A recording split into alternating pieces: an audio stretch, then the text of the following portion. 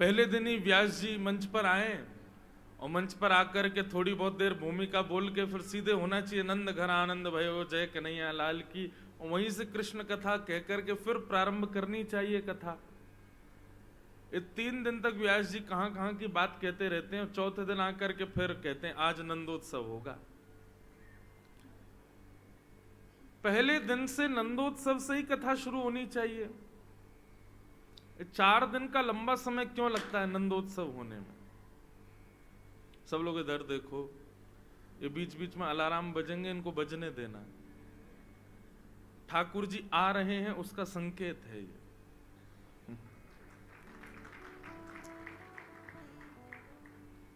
बहुत ध्यान से सुनिए। चौथे दिन कृष्ण जन्मोत्सव क्यों होता है, पहले दिन क्यों नहीं होता? उसके पीछे कारण है। 4 गुण होते हैं बंधुओं, रजोगुण, तमोगुण, सतोगुण और निर्गुण। ये 4 गुण होते हैं। रजोगुण किसे कहते हैं? श्रीमद् भागवत में स्वयं भगवान कपिल देवहूति माता को वर्णन करते हुए 4 गुणों का वर्णन करते हैं। वैसे तो 4 गुणों के अलग अलग भाव हैं, पर कपिल भगवान ने 4 गुणों को अपने भक्तों में दिखाया। बोले ये 4 गुण वाले मेरे भक्त कैसे होते हैं? बहुत ध्यान से सुनिएगा। भगवान कपिल कहते हैं मैया 4 प्रकार के भक्त होते हैं मेरे। सबसे पहला भक्त कौन है? बोले तामस भक्त, तमोगुणी भक्त। तमोगुणी भक्त का लक्षण कैसा होता है?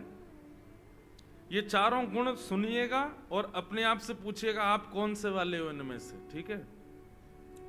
तमोगुण भक्त का लक्षण क्या होता है? तब भगवान कहते हैं कि अभिसंधायो हिंसाम दंभम मात्सर्यमेव वा संरंभी भिन्नक भावम मयि कुर्यात् स तामसः। भगवान कहते हैं मैया जो मेरे सामने आकर के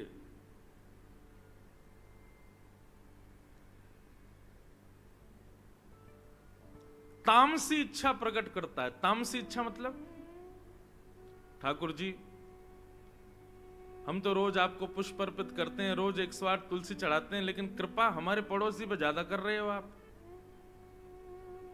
कछु ने दया करो, थोड़ा उसका प्रॉफिट वॉफिट कम करवाया करो। अपनी बढ़ाने की बात नहीं कह रहा है, दूसरे को गिराने की बात कह रहा है। तामसी भक्त का दूसरा लक्षण क्या है? वो मंदिर तो जाता है, कथा में तो जाता है, सत्संग तो करता है, लेकिन असर उस पर कुछ नहीं होता। वो सिगरेट भी पिएगा, भक्ष भी खाएगा, गलत काम भी करेगा और फिर सबको कह भी देगा मंदिर जाता तो हूं, कथा सुनता तो हूं, और क्या चाहिए तुमको? लेकिन उसके स्थिति पर कोई असर नहीं। मतलब जैसे वो बच्चे होते हैं ना, स्कूल तो रोज जाते, पढ़ते नहीं है। स्कूल तो रोज जाएंगे, क्या करें, जाना पड़ेगा, मजबूरी, माता पिता ने पैसे लगा रखे। स्कूल तो रोज जाएंगे लेकिन पढ़ेंगे नहीं। तो तामसी भक्त का लक्षण क्या है? बोले मंदिर तो आता है, दर्शन तो करता है, कथा तो सुनता है, माता पिता जिद करते हैं, पत्नी जिद करती है, पति जिद करते हैं, तो सत्संग में चला जाता है, लेकिन असर उस पर कुछ नहीं होता। और ऐसे भक्त वही समझो जो मंगलवार को तो शुद्ध रहते हैं और बाकी के दिन उनकी कोई शुद्धि नहीं होती। मंगलवार और शनिवार शुद्धि रखते हैं, आज प्याज नहीं बनाना, शनिवार है, हम शुद्ध हैं। ये तामसी भक्त का लक्षण है। एक ही दिन शुद्ध रहना है बस, बाकी के दिन अपवित्र में ही तुम्हारी स्थिति है। कहने का अभिप्राय जो केवल और केवल खाना पूर्ति करता है मेरे पास आने की, उसके स्थिति पर उसका कोई असर नहीं होता मैया, वो तामसी भक्त। तामसी भक्त का दूसरा लक्षण क्या है? बोले दंभ, पाखंड करता है वो। जैसे बगुला भगत देखा है? देखा तो किसी ने नहीं होगा, पढ़ा सबने होगा उसके बारे में। स्कूल में पढ़ाते थे बगुला भगत कैसा होता है? एक पैर पर खड़ा रहता है, और इतने पानी में ही खड़ा होता है जितने में डूबे ना, और एक पैर पर खड़ा होकर नेत्र बंद करके खड़ा रहता है। तो मछलियां जितनी भी होती हैं वो सोचती हैं ओहो तपस्वी बाबा आए हैं, ने प्रणाम कर आए भैया। परिवार सहित मछलियां उसके आसपास जैसे ही आती हैं, सोई महाराज बगुला भगत जी चोंच खोल के सीधे डालते हैं और मछली खा जाते हैं। ये हैं बगुला भगत। दिखाएंगे तो ये कि भगत हैं, लेकिन अंदर से बिल्कुल उल्टे हैं। तो जिनके अंदर पाखंड है, मतलब कैसे?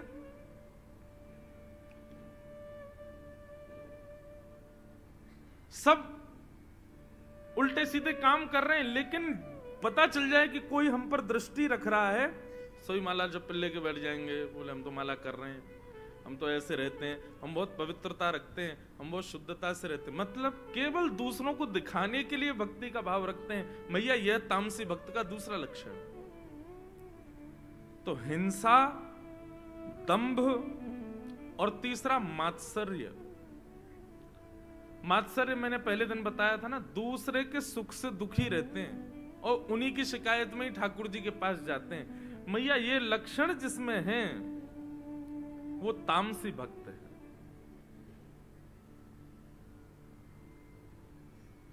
समझ आ गया तामसी भक्त? अब दूसरा आया, कौन से? राजस भक्त। ये राजस भक्त कैसे होते हैं?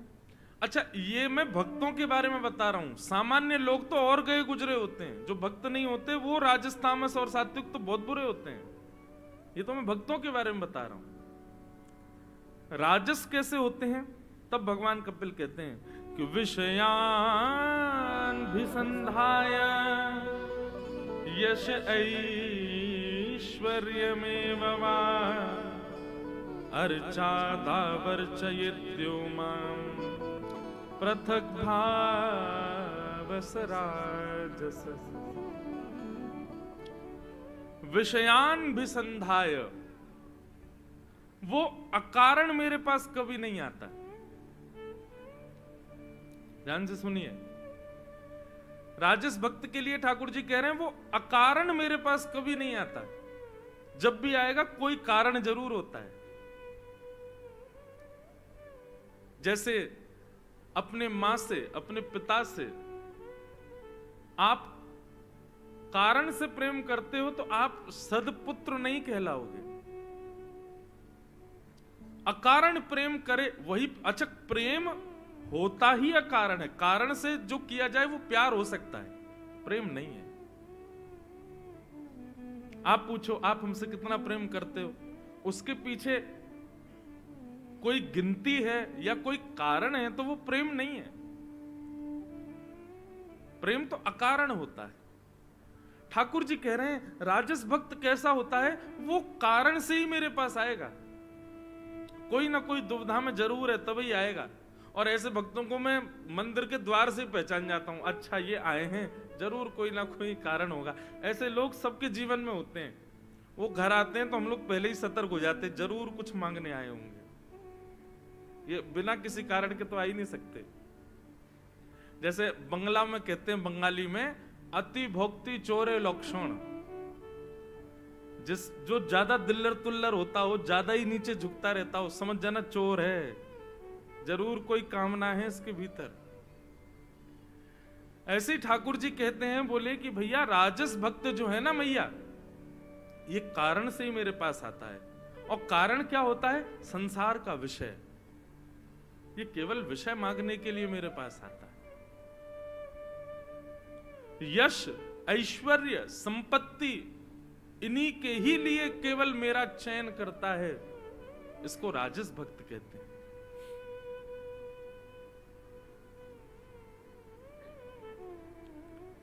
और राजस भक्त का दूसरा लक्षण क्या है? बोले अर्चा दावर चयेद्यो माम, केवल मेरी अर्चा विग्रह में निष्ठा रखता है। मतलब मंदिर में जो मूर्ति है इसमें भगवान है, बाकी इंसानों में दोष ही दोष दिखता है। संतों को, महापुरुषों को, आदि आदि कथा कहने वाले वक्ताओं को, वैष्णवों को कुछ नहीं समझता। केवल मंदिर में भगवान है, उसके अलावा कहीं भगवान नहीं है। ये राजस भक्त है। तो पहला भक्त कौन सा था? तामस भक्त, दूसरा राजस भक्त, और तीसरा सात्विक भक्त। बंधुओं, राजस भक्त पर एक कथा याद आई, सुनाऊं? हमारे वृंदावन में एक संत थे, उनका नाम था हरिराम व्यास। माताएं सब इधर देखो, इधर देखो, सब पीले पीले पहन के आई, एक दूसरे को मत देखो। सब यूं देख रहे हैं कौन साड़ी पहन के आई है। आप सब इधर देखो, भाई लोग कम संख्या में, लेकिन देखो कितने ध्यान से सुनते हैं, जरा भी इधर उधर नहीं देखते, बहुत सावधानी से सुनते हैं। चाहे सफेद पहने आए चाहे लाल पहने आए, आप लोग भी बहुत ध्यान से सुनो। हम बड़े मन से कथा सुना रहे हैं आपको। और देखो, आज पहली बार हमारे 7 वर्ष में ऐसा हुआ कि हम समय से पहले आके बैठ गए। नहीं तो कहीं भी कथा में मैं 3 घंटे से ज्यादा नहीं बोलता हूं। बहुत कभी कभी ऐसा होता है। एक बार बंबई में ऐसा हुआ था कि मैं 7 घंटे बोलता रहा, 7 घंटे। आगे आनंद। एक बार और हुआ था, छत्तीसगढ़ में कथा थी, कहां पे? हाँ, भाटापारा में। सुबह 9 बजे बैठे और हम 5 बजे उठे शाम को। 9 बजे से कभी कभी चढ़ जाती है, आनंद आता है। और सही बताएं, 5 बजे भी गलती से घड़ी पर नजर चली गई तो 5 बजे कथा पूरी हो गई, नहीं तो चलती रहती। और किसी को भूख नहीं, कोई नहीं उठा। तो कहीं कहीं मन बहुत ज्यादा लग जाता। हमारा थोड़ा लग रहा है यहाँ पे, इसलिए आज हम थोड़ा, क्योंकि जितने लोग मिलने आए सब बोले महाराज जी थोड़ी ना ज्यादा सुनाओ कथा। मैंने कि भैया बहुत दिन बाद ऐसा हो रहा है कि हम 4 घंटे कथा कह रहे हैं, नहीं तो इतने थके होते हैं, लगातार कथाएं रहती हैं, तो 3 घंटे से ज्यादा हम कथा नहीं कहते। आज तो हम और जल्दी आए, तो इसलिए ध्यान से सुनो। कुछ भाव मन में आ रहे हैं उनको स्वीकार करो, नहीं तो छटपट अभी कर देंगे कृष्ण जन्म। सब लोग भाव से सुनो। तो राजस भक्त, राजस भक्त के लिए भगवान कह रहे हैं अर्चादावर्च यद्यो माम। मैया वो केवल मेरे अर्चा विग्रह में निष्ठा रखता है, मेरे संतों में, वैष्णवों में, कथा प्रवक्ताओं में, मेरे भजनानंदियों में उसकी कोई निष्ठा नहीं होती। बंधुओं, ये बात आप सत्य मानो।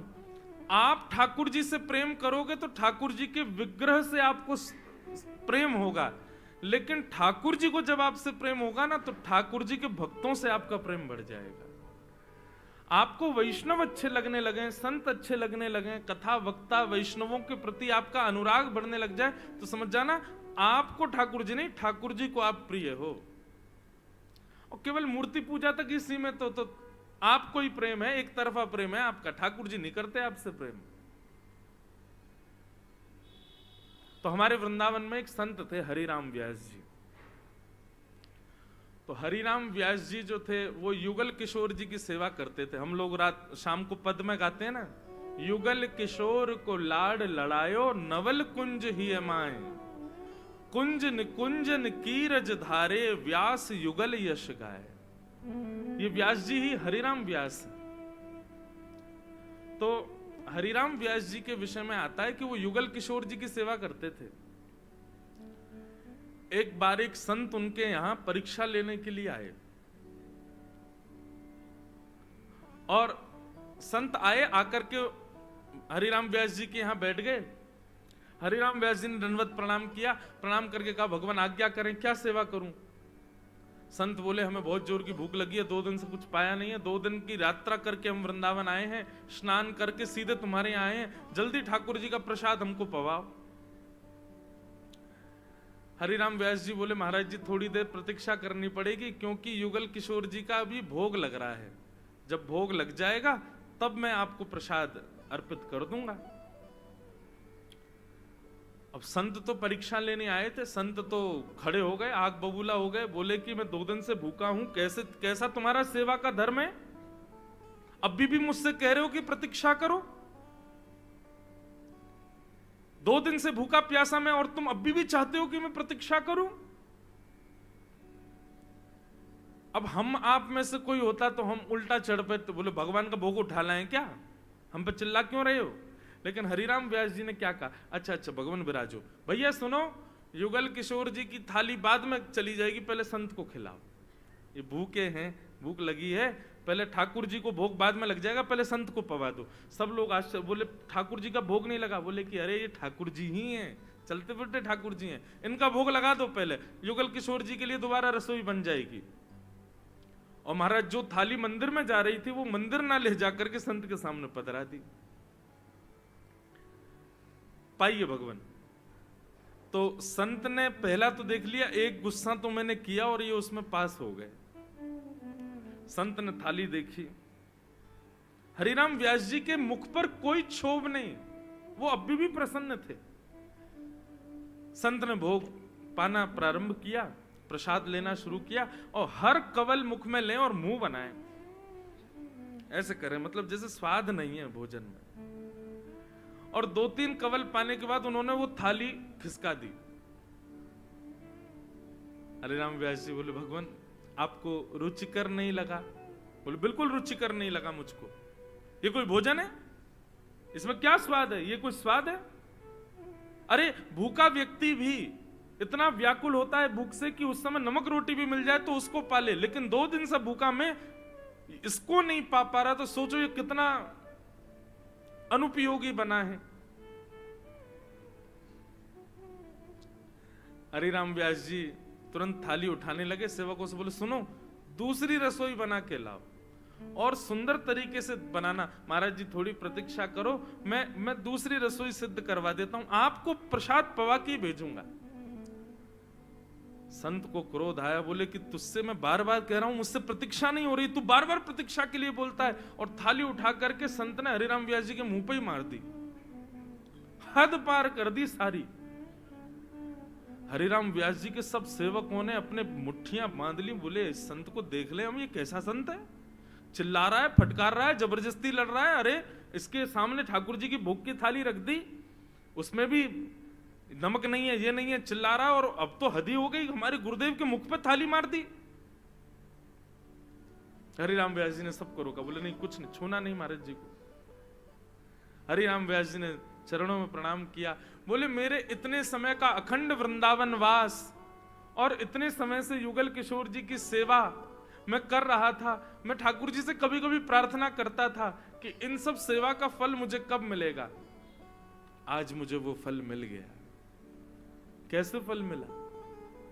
बोले संत जन थाली में पा करके जाते हैं तो उच्छिष्ट जो दाने बच जाते हैं ना, वैष्णवों को उनको पाना चाहिए, उससे उनकी भक्ति बढ़ती है।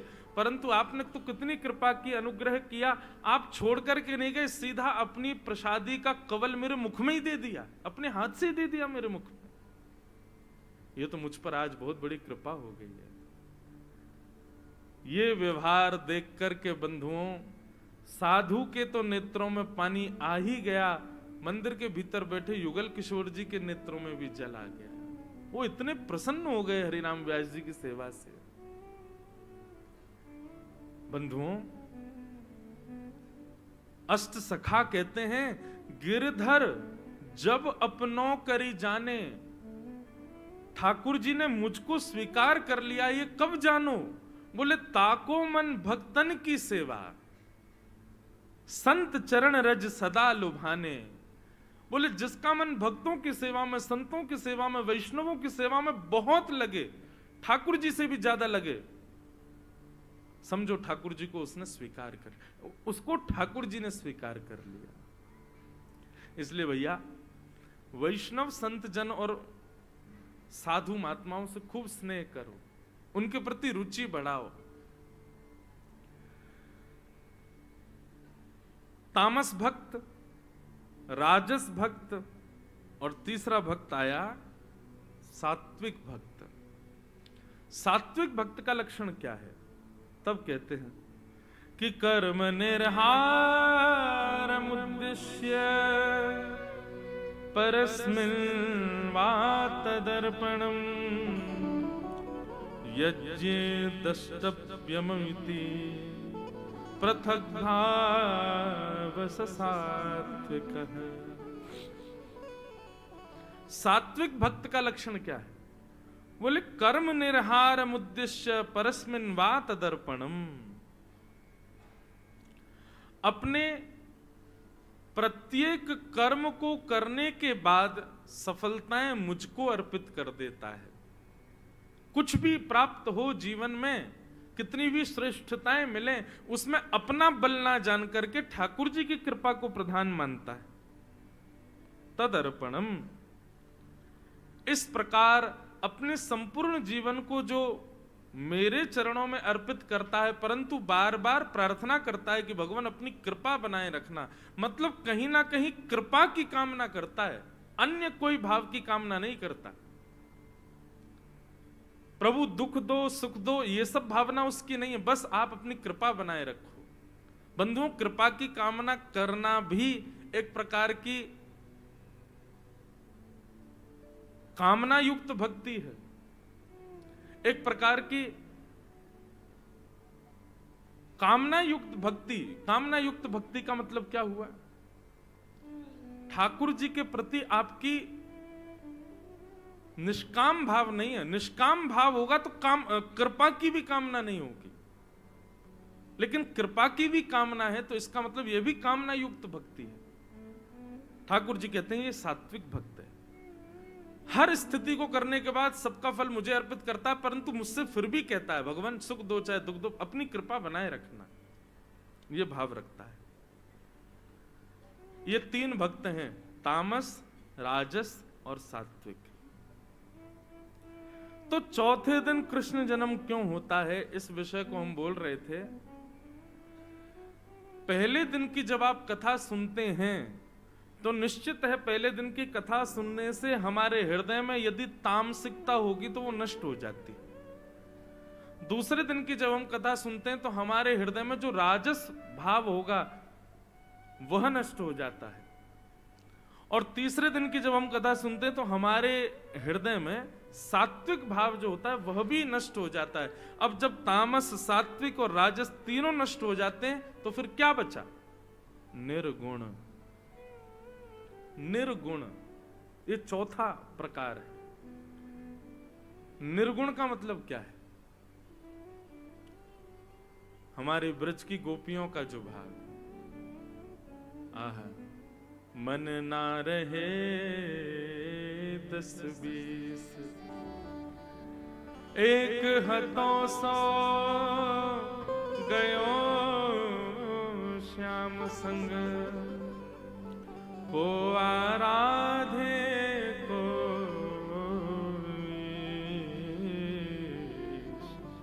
मन ना रहे 10-20।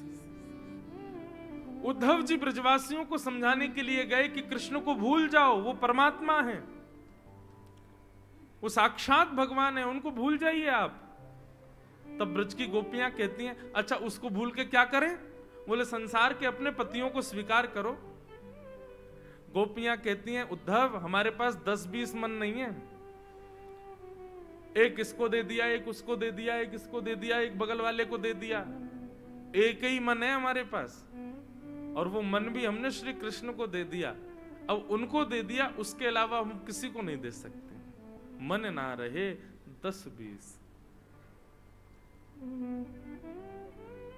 जो ठाकुर जी के सामने जाकर के दोनों भुजाएं उठा करके कह देता है नाथ आप मेरे और मैं आपका। महाभारत का एक प्रसंग आता है बंधुओं कि भगवान से मदद मांगने के लिए दुर्योधन और अर्जुन दोनों गए। भगवान बोले बताओ महाभारत युद्ध होगा? बोले निश्चित होगा भगवान, हम किस पक्ष में रहें? दुर्योधन कहने लगा आप जिस पक्ष को चुनेंगे उसी पक्ष में आप रहोगे, आप बताइए किस पक्ष में आप जाना चाहते हो? भगवान बोले भाई ऐसा मत करो, हमारे ऊपर मत छोड़ो, तुम दोनों डिसाइड कर लो हमको कौन लेना चाहता है। दुर्योधन बोला तो फिर ऐसा कुछ कीजिए ना कि दोनों तरफ आपकी सत्ता हो। भगवान बोले तो फिर ठीक है, एक तरफ हमारी सेना द्वारिका की और एक तरफ अकेले हम। और कहते कहते भगवान ने यह भी निर्णय ले लिया कि मैं तो शस्त्र नहीं उठाऊंगा, मैं बिना शस्त्र के जाऊंगा। दुर्योधन बोला मतलब एक तरफ आपकी पूरी सेना सशस्त्र और एक तरफ अकेले आप बिना शस्त्र के? ठाकुर जी बोले हाँ। अब बताओ किसको चाहिए हम? दुर्योधन बोला भगवान मैं तो ये कह रहा था कि पांडव वैसे कमजोर हैं, आप उन्हीं की तरफ रहो, मैं आपकी सेना ले जाता हूं। इन पांडवों के पास वैसे बल कम है, आप कोई ठाकुर जी बल कम मतलब पटा रहा है ठाकुर जी को कि अब इनको ले जाने से तो कोई फायदा नहीं है, शस्त्र तो उठाएंगे नहीं। तो भगवान से बोला मैं सेना ले जाता हूं, आप ना पांडवों पर कृपा करो, आप उन्हीं की तरफ चले जाओ। ठाकुर जी मंद मंद मुस्काने लगे, ठीक है अर्जुन तुम राजी हो? अर्जुन बोला राजी हूं, दे दीजिए सेना।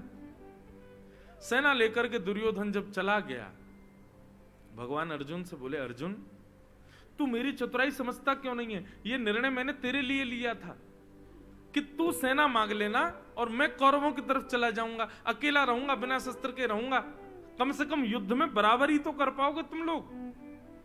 लेकिन जब बोलने का समय होता है तो मौन बैठ जाता है। अब फंस गया तू, ले गया वो पूरी सेना, अब तेरी तरफ मुझको ही आना पड़ेगा। मैं आऊंगा वो भी बिना शस्त्र के आऊंगा, क्या करूंगा बताओ? मैं तो हर जगह प्रयास करता हूं तुझे बचाने का, लेकिन तू समझ ही नहीं पाता मेरी बात को।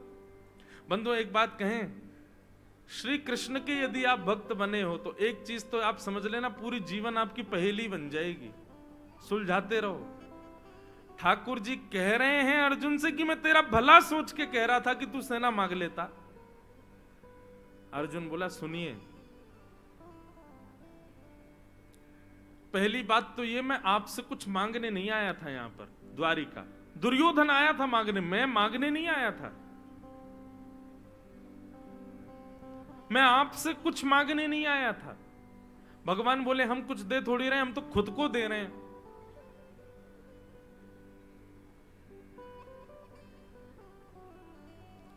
भैया चर्चाएं मत करो, थोड़ी धीरे कर लो, सामने कर रहे हो तो।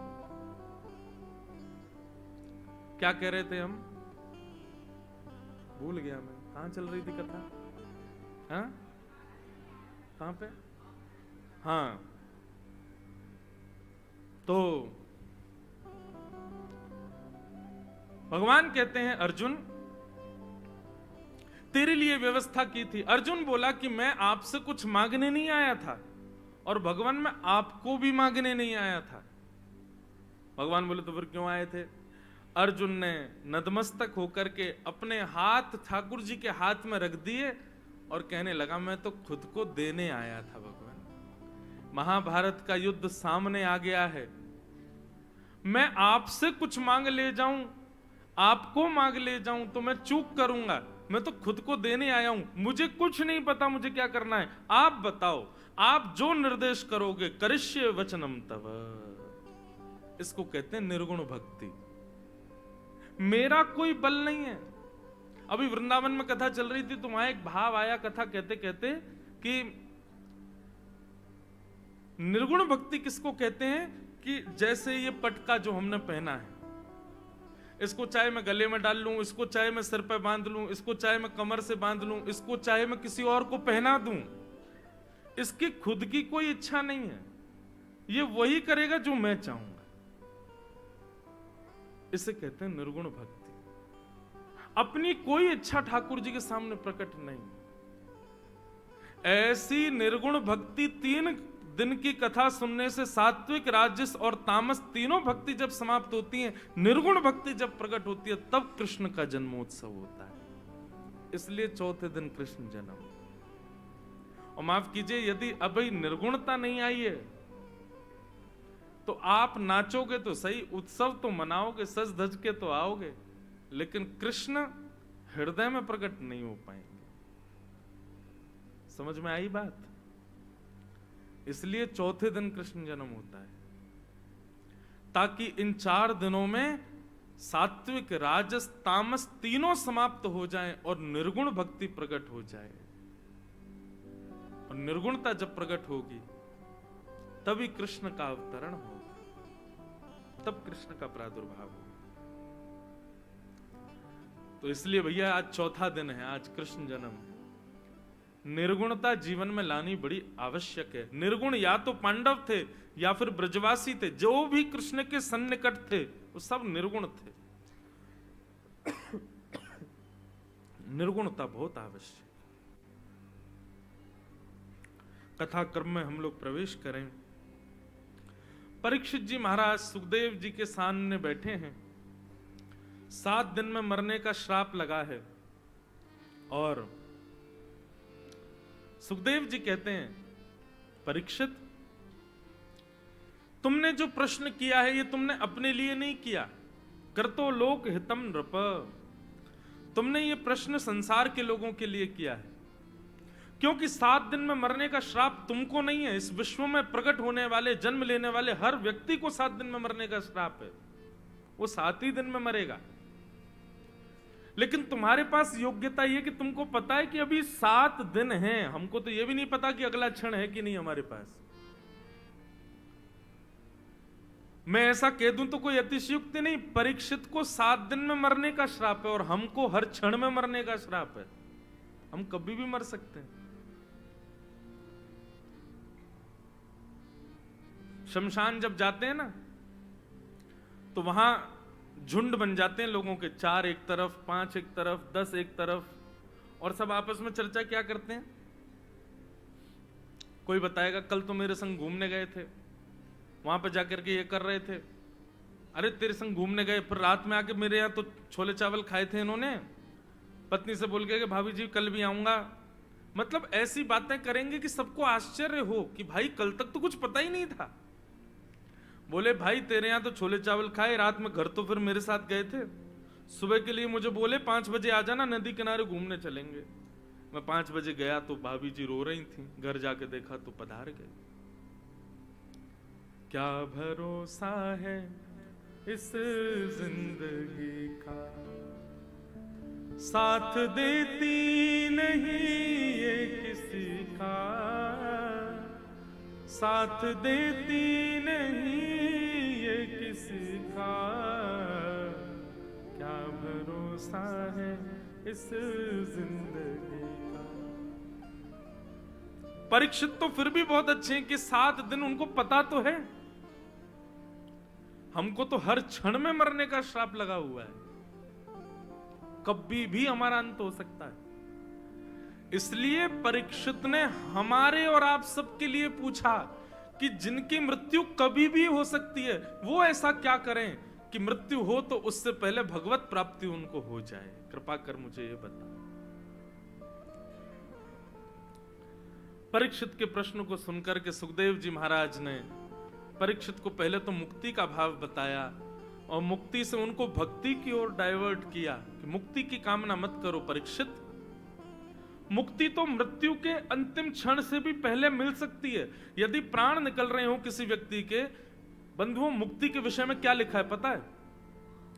किसी व्यक्ति ने जीवन भर पाप किया, जीवन भर बुरे काम किए, जीवन भर शराब पी, जीवन भर मदिरा पान किया, जुआ खेला, संग असंग कुसंग सब किया, और ऐसा व्यक्ति मरते समय गलती से भी यदि मुख से राम कृष्ण नारायण किसी भी भगवत नाम का उच्चारण यदि कर लेगा मृत्यु के समय, तो निश्चित है उसके सारे जीवन के पापों को भूल करके उसको वैकुंठ की प्राप्ति हो जाएगी। जन्म जन्म मुनि जतन कराही, अंत राम कही आवत नाही। पर ये इतना कठिन है जैसे कि मट्टी से तेल प्रकट करना, पानी से मक्खन प्रकट करना, उतना ही कठिन है अंतिम समय में नाम बोलना। आप कितना भी प्रयास कर लीजिए बंधुओं, अंतिम समय में सब याद आएगा, भगवान का नाम याद नहीं आएगा। ये बड़ी विचित्रता है संसार की। अब आप कहोगे हमको कैसे पता? अब ये तो एक्सपीरियंस जब आएगा तब करेंगे, अभी तक तो एक्सपीरियंस हुआ नहीं है। पर शास्त्रों में सब जगह इस बात का वर्णन है कि आप जीवन भर नाम जप लीजिए, जीवन भर कथा सुन लीजिए, लेकिन 100 करोड़ 125 करोड़ भारतीय हैं, अंतिम श्वास निकलने पर गिनती के 5 लोगों को ही भगवान नाम याद आएगा, बाकी के लोग धरे रह जाएंगे, किसी को भगवान नाम याद नहीं आता। लेकिन बंधुओं इस बात को जब हम सुनते हैं तो हृदय में बड़ी पीड़ा होती है। हम गला फाड़ फाड़ के 4-4 घंटे कथा कर रहे हैं, 5-5 घंटे पढ़ाई कर रहे हैं, लोगों के समाधान कर रहे हैं, इतना नाम जप कर रहे हैं, ठाकुर जी की सेवा कर रहे हैं, देश विदेश दौड़ दौड़ करके कथाएं सुना रहे हैं, और जीवन भर इतनी कथाएं कहने के अभिप्राय पे भी अंतिम समय में यदि भगवान नाम मुख पे नहीं आया तो फिर क्या होगा हमारा? तो इसका एक प्रत्युत्तर बराह पुराण में एक बहुत सुंदर बात वेद व्यास जी कहते हैं। बराह पुराण में व्यास जी कहते हैं कि यदि कोई व्यक्ति जीवन भर कथा सुनता है, जीवन भर भगवान नाम गाता है, जीवन भर शास्त्रों का अध्ययन करता है, संतों को प्रणाम करता है, ठाकुर जी की सेवा करता है, और ऐसा व्यक्ति कदापि किंचित कारण से अंतिम समय में यदि भगवान का नाम नहीं ले पाता, तो उसको भयभीत होने की आवश्यकता नहीं है, क्योंकि संपूर्ण जीवन में लिए गए नाम, संपूर्ण जीवन में सुनी गई कथा का प्रताप ये होता है कि अंतिम श्वास में वो भले ही ठाकुर जी को याद ना करे, ठाकुर जी उसको याद कर लेते हैं, ठाकुर जी उसका स्मरण कर लेते हैं। और एक बात कहूं बंधुओं, भक्ति कहां तक जानी चाहिए, भक्ति कब तक करनी चाहिए? मेरा सुमिरन हरि करें, मैं पावा विश्राम। अभी तो आप सुमिरन कर रहे हो ठाकुर जी का, लेकिन भक्ति की स्थिति उस स्तर पर पहुंच जाए कि आप भूल जाओ ठाकुर जी आपका स्मरण करें, ठाकुर जी आपको याद करें, वहां तक भक्ति जानी चाहिए। ये जितने भी पूर्वाचार्य, जितने भी रसिकों की हम कथाएं सुनते हैं ना बंधुओं, इन्होंने ठाकुर जी को याद किया, पर याद करके स्थिति उस स्तर पर पहुंचा दी कि इनको ठाकुर जी याद करते थे। फिर लिख लीजिएगा, भक्ति का स्तर वही है, भक्ति का गंतव्य वहां तक है जहां आपका स्मरण छूट जाए, ठाकुर जी आपको याद किया करें, ठाकुर जी आपका स्मरण किया करें।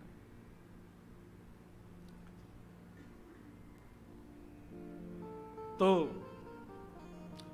मुक्ति का मतलब होता है मृत्यु के बाद भगवान का दर्शन, पर भक्ति में सामर्थ्य है जीते जी भगवान का दर्शन। इसलिए मुक्ति की कामना नहीं करो, भक्ति की कामना करो। मृत्यु के बाद कब कहां जाएंगे किसने क्या पता किसी को, पर अभी जीवित हैं, अभी हमें पता है, अभी प्रत्यक्ष ठाकुर जी को देख लो। कि एक बार एक व्यक्ति ने पता मुझसे क्या प्रश्न किया, आज भी एक प्रश्न आया, दूंगा उत्तर। एक बार एक व्यक्ति ने मुझसे प्रश्न किया, आपको 5-6 साल हो गए कथा करते हुए, अब तो 7 साल हो गए, 5-6 वर्षों से आप कथा कर रहे हो, आपके पिताजी 50 साल से कथा कर रहे हैं, आपने भगवान को देखा?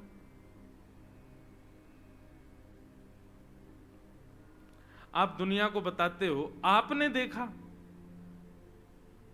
एक्सपीरियंस्ड व्यक्ति बोले तो बात समझ में भी आए। आजकल पढ़े लिखे लोग ऐसी बात पूछते हैं, पर हमारे भाव ये कहते हैं कई चीजें देखने का विषय नहीं होती, अनुभव का विषय होती। और एक बात आप बिल्कुल सत्य मान लीजिएगा, ठाकुर जी देखने के विषय नहीं है, ठाकुर जी अनुभव के विषय हैं। और कलिकाल में हम लोगों की इतनी योग्यता है नहीं कि हम देख सकें। अरे कहां तक कहोगे, आपकी आंख के सबसे ज्यादा पास आपकी नाक होती है, देख के बताओ, देखोगे? दिखाई दे रही है? आपकी आंखों के सबसे ज्यादा पास आपकी पलकें होती हैं, दिखती हैं? जहां संसार में व्यक्ति को अपना चेहरा देखने के लिए दर्पण चाहिए, अपने आप को देखने के लिए शीशा चाहिए, वहां हम ये प्रश्न करते हैं कि इन आंखों से भगवान को देखा? जैसे खुद को देखने के लिए दर्पण चाहिए, वैसे ठाकुर जी को देखने के लिए दर्शन चाहिए। और दर्शन का मतलब वो नहीं जो आप मंदिर में करते हो, दर्शन शास्त्र का नाम है, जो अभी हम शुरू करने वाले कपिल देवूति संवाद, उसको दर्शन शास्त्री कहते हैं। श्रीमद् भागवत में लिखा, यदि कोई व्यक्ति दर्शन शास्त्र का अध्ययन कर ले, स्वाध्याय कर ले, श्रवण कर ले, गुरुमुख कर ले और महीनों महीनों तक इस दर्शन शास्त्र का पठन पाठन करता रहे, निश्चित है उसको ठाकुर जी दिखेंगे। और भैया आपका यह प्रश्न यदि है कि आपने भगवान को देखा, रोज देखते हैं, तेनेयम वांगमयी मूर्ति प्रत्यक्ष कृष्ण एव ही। श्रीमद् भागवत ठाकुर जी का शब्द में विग्रह है, एक एक अक्षर। हमारे पूज्य नाना जी पंडित श्री कृष्णलाल शास्त्री जी बहुत अच्छे विद्वान थे भागवत के, वे क्या कहते थे, बोले लाला श्रीमद् भागवत के 12 स्कंद और श्रीमद् भागवत का प्रत्येक श्लोक, इनको काले अक्षर मत समझना, ये काले अक्षर स्वयं श्री कृष्ण ही हैं। कोई भगवान की भुजा है, कोई भगवान के रोए हैं, कोई भगवान के नेत्र हैं, कोई भगवान के कान है, कोई भगवान की भुजा है, कोई भगवान के चरण है। और एक दिन लाला जरूर ऐसा होएगा, तू कथा करते करते करते जब भागवत जी के श्लोकों को देखेगा तो श्लोक नहीं श्री कृष्ण ही दिखेंगे। बोले साक्षात कृष्ण है।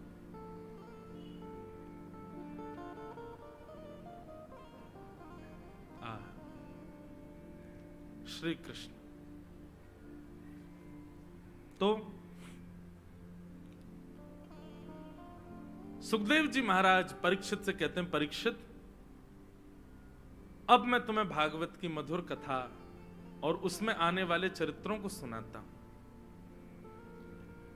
परीक्षित ने प्रश्न किया, भगवान ये सृष्टि क्या है, क्यों भगवान इसका निर्माण करते हैं, कारण क्या है, हमें इसके बारे में बताओ। तब यहां पर सुखदेव जी ने परीक्षित को सृष्टि का विषय बताया, सृष्टि क्या है, कैसे है, उसके विषय में बताया। सृष्टि में सबसे पहले मानव के रूप में स्वयंभू मनु और शत्रुपा का निर्माण हुआ। स्वयंभू मनु और शत्रुपा की 3 पुत्री और 2 पुत्र हुए। बंधुओं, जो लोग अपना गोत्र भूल जाते हैं, जिनको अपना गोत्र याद नहीं होता, कई लोग अपने पूर्वजों से पूछते हैं, जिनके पूर्वज भी नहीं रहे वो अपने गांव में जाके पूछते हैं हमारा गोत्र क्या था। ठीक है, पता लग जाए तो अच्छी बात है, लेकिन संशय में हो ना कि पता नहीं चल रहा गोत्र क्या है। तो स्वयंभू मनु का नाम लेकर के यदि आप संकल्प करोगे तो आपका संकल्प पूर्ण माना जाएगा, क्योंकि प्रथम मानव पृथ्वी के स्वयंभू मनु, उन्हीं की ही संतान है हम लोग। तो स्वयंभू मनु की 3 पुत्री हुई, 2 पुत्र हुए। पुत्रियों के नाम आकुति, देवहूति, प्रसूति। और अब जो यहां कथा प्रारंभ हो रही है वो है देवहूति की। देवहूति का प्रसंग सुनाया गया। ब्रह्मा जी की छाया से एक पुत्र उत्पन्न हुए, उनका नाम था कर्दम ऋषि।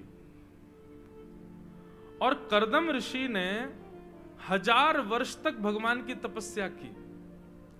और तपस्या करने के बाद जब भगवान प्रसन्न होकर प्रकट हो गए और कहा कि वरदान मांगो, तो कर्दम ऋषि ने ऐसा वरदान मांगा कि भगवान के नेत्रों में आंसू आ गए, प्रेम आश्रु आ गए। क्या मांगा ठाकुर जी से? बहुत सुंदर बात। तथा सचाहम परिवोडु काम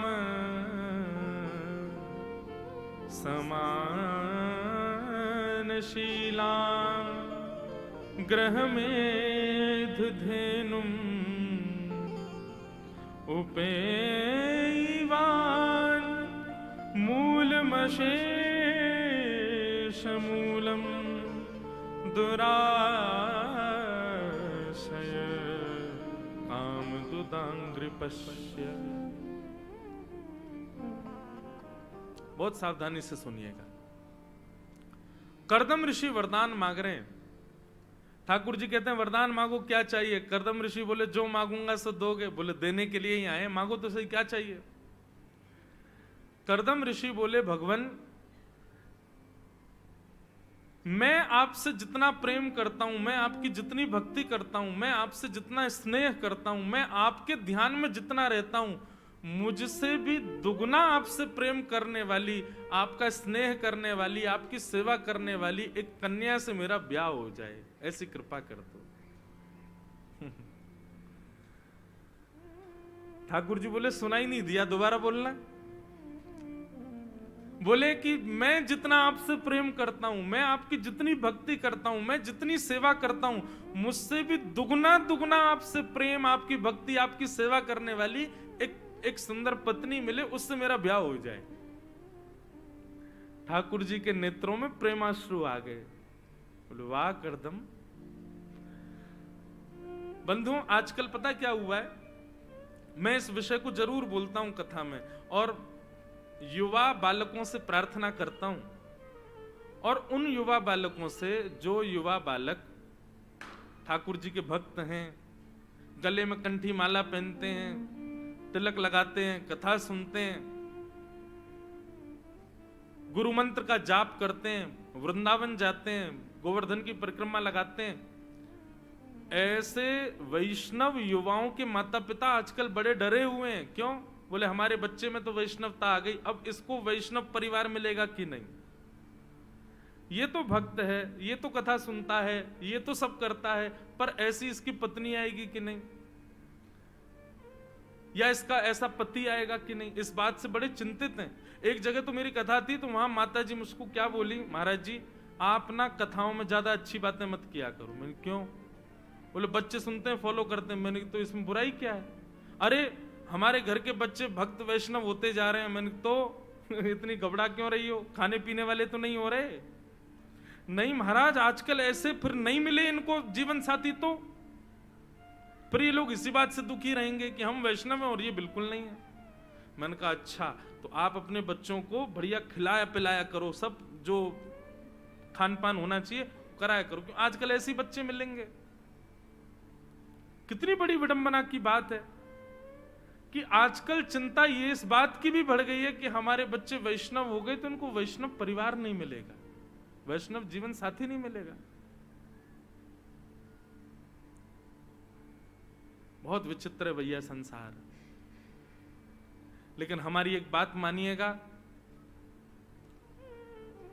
वैष्णव बनिए और ठाकुर जी से नित्य प्रार्थना ऐसी करो जैसे कर्दम ऋषि ने की कि हे भगवान, हे हमारे ठाकुर जी, हमको आपकी कथा सुनना प्रिय लगता है, आपकी सेवा करना प्रिय लगता है, आप कृपा करना, हम जितना आपसे स्नेह प्रेम भक्ति करते हैं उससे दुगना प्रेम स्नेह भक्ति करने वाला या वाली हमको गृहिणी या वर प्राप्त हो।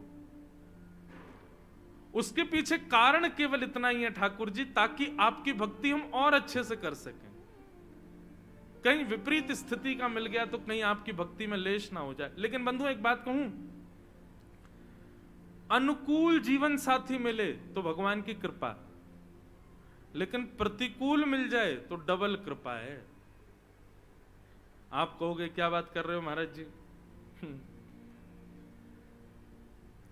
अनुकूल जीवन साथी मिलेगा तो दोनों मिलकर ठाकुर जी की सेवा करोगे, प्रतिकूल जीवन साथी मिलेगा तो अकेले करोगे, और प्रतिकूल जीवन साथी है तो निश्चित है आपका जो प्रेम आप उसको देना चाहते हो वो नहीं दे पाओगे। तो ठाकुर जी को पहले एक ही प्रेम दे रहे थे, अब जो प्रेम पति को या पत्नी को देना था वो भी ठाकुर जी को ही दे दो।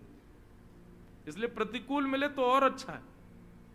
ठाकुर जी कहेंगे लो इसके बट का प्रेम भी हमें क्यों दे दो, तुम ये तो योग्य है नहीं, ये तो लायक है नहीं, हमको ही दे दो, हमसे स्नेह करो।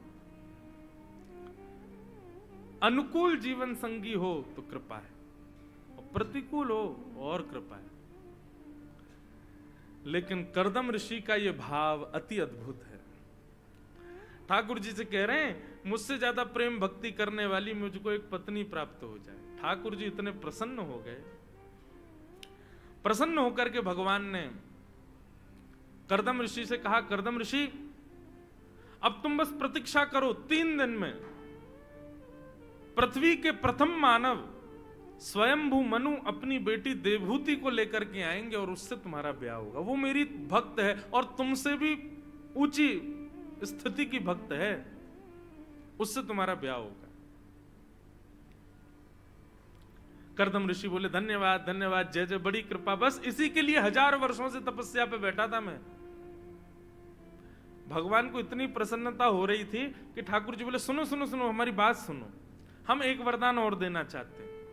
बोले भगवान अब नहीं चाहिए कुछ भी? बोले नहीं, एक तुमने मांगा, एक हम देना चाह रहे हैं। तुमने मांगा तुम्हारा वरदान पूर्ण होगा, देवहूति से तुम्हारा ब्याह होगा, और एक वरदान हम अपनी तरफ से दे रहे हैं कि तुम्हारे यहां संतान बन के मैं ही आऊंगा, तुम्हारे यहां संतान के रूप में मेरा ही जन्म होगा। कर्दम ऋषि की तो आनंद का ठिकाना नहीं। मैंने भगवान ये उम्मीद नहीं थी मुझको कि आप इतनी कृपा करोगे मुझ पर। ठाकुर जी ने कर्दम ऋषि को हृदय से लगाया, हृदय से लगा कर कहा जाओ। बंधुओं एक बात सदैव याद रखना, गृहस्थाश्रमी ठाकुर जी को बहुत अच्छे लगते हैं। जब विवाह हो जाता है दो लोगों का और वो गृहस्थाश्रम में रहने लग जाते हैं, ठाकुर जी को बड़े प्रिय लगते हैं। लेकिन कब प्रिय लगते हैं? जब दोनों मिलकर के ठाकुर जी को याद करते हैं। इसलिए भैया गृहस्थाश्रमियों को चाहिए संग मिलकर के ठाकुर जी का स्मरण किया करो, खूब ठाकुर जी का भजन किया करो। घर वृंदावन बन जाता है जब पति पत्नी दोनों वैष्णव होते हैं। भगवान ने कहा जाओ, और ऐसे घर में बालक जन्म नहीं लेते, ऐसे घर में ठाकुर जी ही आते हैं जन्म लेकर के, जहां पर पति पत्नी दोनों वैष्णव होते हैं।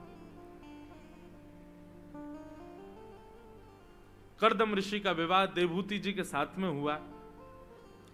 देवहूति जी का रूप देख करके कर्दम ऋषि तो समाधि में चले गए। ब्याह होते ही दूल्हे राजा 60 वर्ष की समाधि में चले गए। अपनी पत्नी को देख रहे थे, इतनी सुंदर, और देखते देखते देखते समाधि में चले गए। किसी ने कहा, बोले कर्दम ऋषि समाधि में चले गए, इसका मतलब उनके अंदर रूप की आसक्ति थी?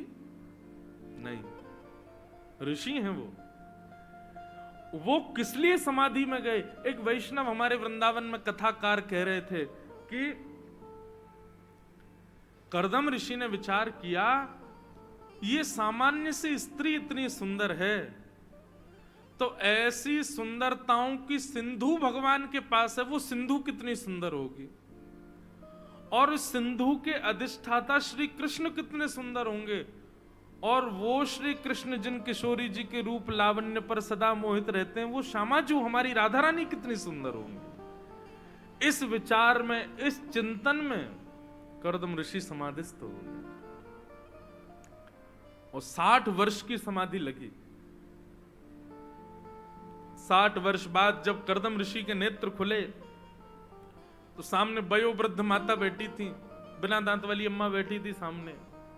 कर्दम ऋषि बोले, जय हो माता जी, प्रणाम, मेरी पत्नी को देखा? माता जी ने उल्टा प्रणाम किया, बोले हम ही हैं। अरे आपके तो बाल सफेद हो गए, झुर्रियां पड़ गई। अरे देवी ये क्या हुआ? अभी तो ब्याह हुआ था हमारा। बोले अभी नहीं हुआ था, इतने वर्ष हो गए ब्याह हुए हमका हमारे, आप ब्याह करते ही समाधि में चले गए। कर्दम ऋषि बोले, तो फिर इतने दिनों तक आपने क्या किया? बोले आप देखो चारों तरफ। कर्दम ऋषि ने जब देखा तो महाराज, कुटिया में उनकी जितनी सेवा का क्रम था कर्दम ऋषि का, सब उनकी पत्नी करती थी। वे रोज अग्निहोत्र करते थे, पति के नाम से रोज उनकी पत्नी अग्निहोत्र करती थी। आदि आदि जो भी सेवा का क्रम कर्दम ऋषि का था, सब उनकी पत्नी संभाल रही थी 60 वर्षों से। कर्दम ऋषि बोले, देवी तुमने अपना पूरा जीवन अर्पित कर दिया इसी क्रिया में, कुछ मांगो, मैं तुम्हें कुछ देना चाहता हूं। देवहूति बोली, अब वृद्धावस्था में क्या मांगूं आपसे? तब कर्दम ऋषि ने अपने आप ही एक सुंदर विमान का निर्माण किया जिसका नाम है कामग विमान। हमारे शास्त्रों में कहा जाता है विश्व का, पृथ्वी का, पूरे ब्रह्मांड का सबसे पहला विमान है कामग विमान, जिसको कर्दम ऋषि ने बनाया। और देवहूति जी से कहा, अब आप वयोवृद्ध नहीं हो, ये जो सरोवर है ना, ये भगवान के अश्रुबिंद हैं। जब मैंने तपस्या की तब भगवान के नेत्रों से अश्रुबिंद निकले, वही सरोवर बन गया, इसमें स्नान करो। स्नान किया, देवहूति को नया रूप मिल गया, और देवहूति को लेकर के कर्दम ऋषि विमान पर वर्षों तक भ्रमण करते रहे। वर्षों बाद जब लौटे तो 9 पुत्रियों ने जन्म लिया। ये 9 पुत्री कौन है? नवधा भक्ति, श्रवणम कीर्तनम विष्णु स्मरणम पाद सेवनम अर्चनम वंदनम दास्यम सख्य आत्मनिवेदनम। ये 9 भक्ति, 9 पुत्रियों ने जन्म लिया। 9 पुत्रियों के बाद कर्दम ऋषि कहने लगे, देवी अब हमारी बहुत संतान हो गई, अब आप इनका लालन पालन करो, हम तो वन में भजन करने जा रहे हैं। देवहूति बोली, इनका ब्याह करके जाइए। 9 पुत्रियों का ब्याह किया। तब देवहूति माता ने कहा, अब आप भी वन में चले जाएंगे, बेटियां भी अपने घर चले, मैं अकेली कहां जाऊं? यदि एक पुत्र ठाकुर जी ने हमको दिया होता तो मैं पूरा जीवन उसी के सहारे रह लेती। कर्दम ऋषि को याद आया, भगवान ने तो हमको अनुग्रहित किया था कि वो मेरे यहां संतान बन के आएंगे। तब कर्दम ऋषि ने ठाकुर जी से प्रार्थना की, भगवान अब आप अवतरित हो और 10वीं संतान के रूप में कर्दम ऋषि के यहाँ भगवान कपिल का प्रादुर्भाव हुआ। बोलो कपिल